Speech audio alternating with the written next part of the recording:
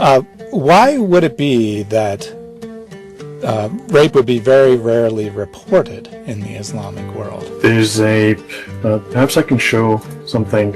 I'll show my screen, is that alright? Yep. That's just an aside. It's in the Islamic doctrine of lying. This is a reference from what's called the Ihya Ulum al-Din. So it's called the revival of the Islamic sciences, of the Islamic religious sciences. So this is written by the most highly revered scholar in Islam after Muhammad himself. And that's Muhammad al-Ghazali.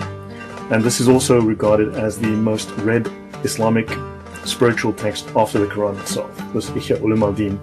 The Islamic scholars hold that if the Quran had to disappear, they could replace the Quran, they could rebuild it from this document, because this takes the Quran and explains and explicates everything.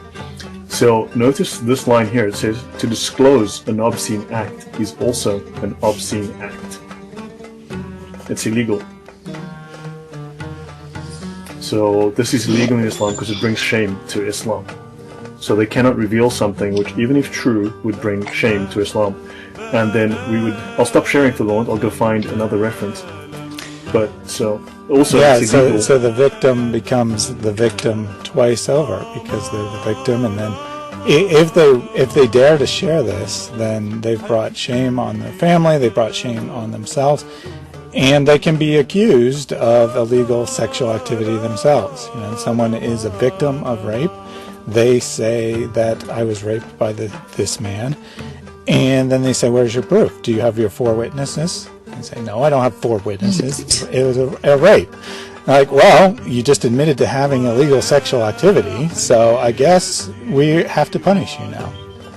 Yeah, the law states that if you have the ability to remain virginal, or to remain, well, to not do something, you should do so, and of course if you do, then you must be killed, then you'll be stoned to death. So, and but also, in Islam, to reveal something that is true, that would bring shame on the deen, I'll go to that in a moment, so as you guys talk, I'll just go to the reference. But to reveal something that is true, that would bring shame on Islam, is slander. So remember, in non-Islamic law, slander is to tell the truth, is to lie, and smear someone and cause them financial and reputational harm by lying about them. In Islamic law, to slander is to say something that is true, that would cause embarrassment. And that would bring shame.